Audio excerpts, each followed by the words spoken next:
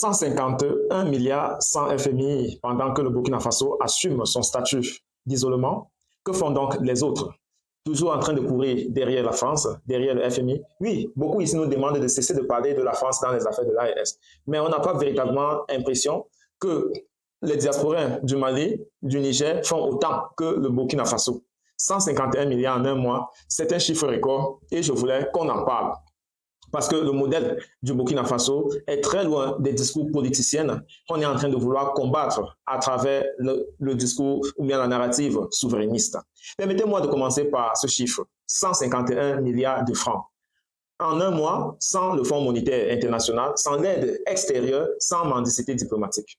Juste un peuple, le peuple burkinabé, qui a décidé de compter sur lui-même. Maintenant, pendant qu'on enregistre cette performance historique au Sahel, je vais vous demander de regarder aussi ailleurs, justement, le nouveau président du Bénin, Roumiad Ouadaglé. Quelles seront ses sources de financement? Déjà, les différentes visites qu'il a faites dans la sous-région, est-ce que vous avez déjà eu la facture? Eh bien, ce n'est pas pour l'humilier, mais pour poser une question simple, mais brutalement simple. Qu'est-ce qu'on attend exactement pour faire mobiliser les fonds à partir des populations? Restez donc avec moi, on va décortiquer tout ça, chiffre à l'appui, fait sans langue du bois. D'abord, que signifie vraiment ces 151 milliards? Eh bien, le Burkina Faso est un pays sous embargo régional. Ça, vous le savez déjà. Vous avez vu lorsque c'était le tour du Burkina Faso d'être à la tête de l'UEMOA, les tractations que cela a causé. Eh bien, le Burkina Faso est sous pression militaire djihadiste à ses frontières. Sa sortie de l'UEMOA sur certains dossiers, coupée de certains financements occidentaux. C'est ça le Burkina Faso. Dans ces conditions-là, il mobilise 151 milliards en 30 jours. Eh bien, comment est-ce que cela se fait? Par une combinaison de 3 forces. Premièrement, la diaspora. Les Burkinabés de l'extérieur ont répondu, pas parce qu'on les y a obligés, rien à voir avec ces Burkinabés qui sont dans la diaspora, mais qui militent dans l'Alliance des démocrates. C'est quoi ça? Aidez votre pays à rester autonome. Ce n'est pas anodin. En Afrique francophone, la méfiance envers l'État est structurelle. Quand un peuple fait confiance à son État au point de lui donner son argent volontairement, c'est un signal politique majeur. Et on voit que ce n'est pas l'argent qui manque à l'Afrique. Eh bien, troisièmement, c'est la cohérence du discours et de l'acte. Le capitaine Ibrahim Traoré ne dit pas une chose et fait une autre. On connaît les pays où après l'élection, on a annoncé un gouvernement et 6 mois après, toujours rien. Les gens voient la continuité entre le discours de souveraineté et les actes posés au quotidien. Et ça mobilise. Maintenant, la vraie question, et je vais y revenir en conclusion, c'est l'usage de cet argent. Parce que mobiliser, c'est bien. Mobiliser et bien utiliser, c'est ça qu'on appelle la révolution. Parce que mobiliser, c'est bien, mais le plus souvent, ce qu'on constate, c'est que les dirigeants, une fois qu'ils sont assis sur l'argent, eh bien, ils cherchent à détourner. Mais avant ça, regardons ce qui se passe aussi ailleurs, le Bénin et le Sénégal, quand la dette devient une philosophie de gouvernance. Parlons d'abord du Bénin. Le Bénin de Patrice Talon, aujourd'hui hérité par Roumiad Ouadaglé, présenté pendant des années comme le modèle africain par les institutions de Bretton Woods, est aujourd'hui l'un des pays les plus endettés de l'Afrique de l'Ouest en proportion de son PIB.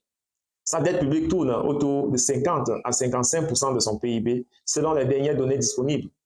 Et une large part de cette dette est externe, libellée en devises étrangères, soumise aux conditions des marchés financiers internationaux. Le Bénin émet régulièrement des eurobonds, des obligations sur les marchés financiers internationaux. En 2021, il a levé 500 millions d'euros sur les marchés. En 2023, nouveau recours aux marchés internationaux. Ce modèle, on ne le vend comme du dynamisme financier, comme de la bonne gouvernance. Mais posez-vous une question simple. Qui paye donc les intérêts de tout cet argent? Le contribuable béninois, le paysan du Bourgout, la vendeuse du marché de Cotonou, les jeunes diplômés sans emploi d'Abomey Calavi. Eh bien, pendant ce temps, le discours officiel nous dit que tout va bien, que les infrastructures arrivent, que le PIB croît. Mais croît pour qui? Croît comment? Croît au prix de quelle dépendance? Passons au Sénégal. Le Sénégal de Diomaye Faye. C'était d'abord sous Macky Sall et c'est celui qui a le plus engagé des dettes. Elle est héritée maintenant par Bassirou Diomaye Faye, qui a hérité d'une situation explosive, a révélé au monde en 2024 quelque chose de stupéfiant. Les véritables chiffres de la dette sénégalaise avaient été dissimulés. Le nouveau gouvernement a lui-même commandé un audit et les résultats ont montré que la dette réelle était largement supérieure aux chiffres officiellement communiqués. On parle d'un ratio de dette face au PIB qui dépasserait les 99,67% selon certaines estimations post-audit. Pratiquement toute une année de richesse nationale mangée par la dette. Et pourtant, le Sénégal est présenté comme une démocratie modèle, comme une économie émergente, mais une économie qui fonctionne à crédit, dont chaque budget dépend de l'accord préalable du FMI. Et est-elle vraiment souveraine? Mais une économie, je pose la question parce que je ne donne pas la réponse à votre place. Mais je pense que vous la connaissez déjà. On peut faire des discours à longueur de journée, mais le processus de gagner la confiance du peuple demeure dans les décisions difficiles.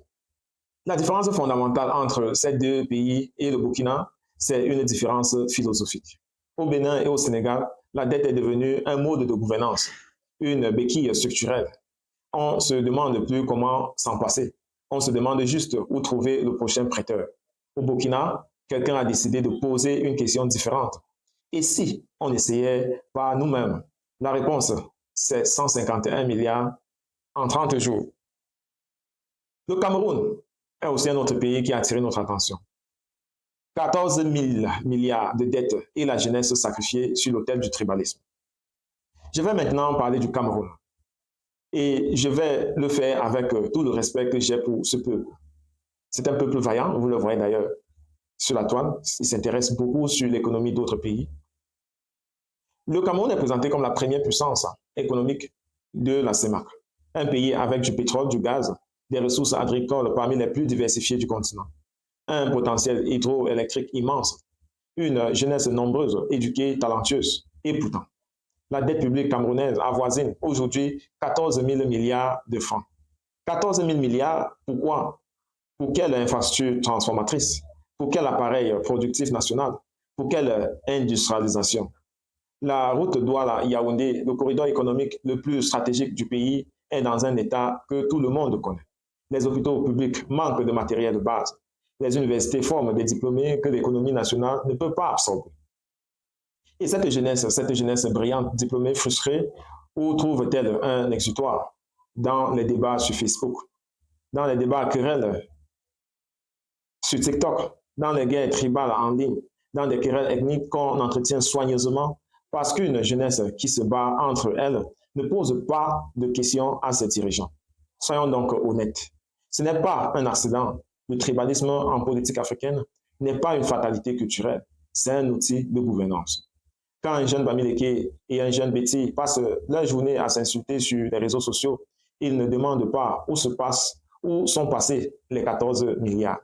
Quand un jeune anglophone et un jeune francophone sont dressés l'un contre l'autre dans des débats stériles, ils ne demandent pas pourquoi leur pays emprunte encore et encore sans jamais produire davantage. C'est le tribalisme comme arme de destruction massive. Cette arme, elle est utilisée délibérément, consciemment, systématiquement. La France-Afrique ne survit pas parce qu'elle a des complices. La France-Afrique ne survit que parce qu'elle a des complices internes. Je vais plus loin. La mauvaise gouvernance ne survit que parce qu'elle a réussi à convaincre le peuple que son ennemi, c'est son voisin du même village. Pendant ce temps, les 14 000 milliards de dettes, eux, ne connaissent pas de tribut. Ils tombent sur tous les Camerounais, sans distinction. Alors, la vraie question pour la jeunesse camerounaise, et je m'adresse directement à elle, c'est jusqu'à quand? Jusqu'à quand vous laisserez-vous instrumentaliser? Jusqu'à quand la dette grandira-t-elle pendant que les débats publics rétrécissent? Jusqu'à quand le Burkina voisin servira-t-il d'inspiration à tout le monde sauf vous? Je vais terminer par là où j'ai commencé. 151 milliards. Un mois sans FMI. Ce chiffre n'est pas une fin en soi, c'est un signal. C'est le signal qu'une autre voie est possible.